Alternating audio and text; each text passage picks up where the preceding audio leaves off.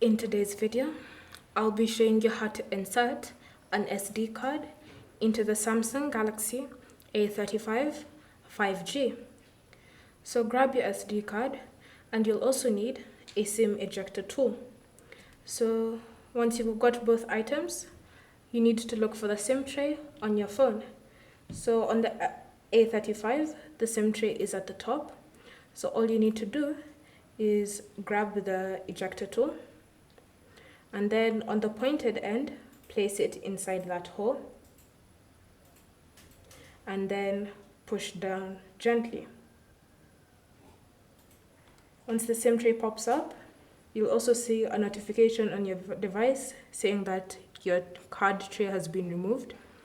So now all you need to do is pull it out.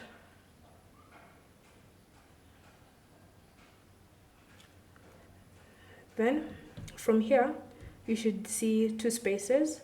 The first option is for your SIM card, and at the back, you can also see the option to add another SIM card or an SD card. So from there, grab your SD card and place it facing up like that. So snap it into place, and then tip it over to make sure that it's been placed properly. From there, now you can just insert the tray back into its port and then push in.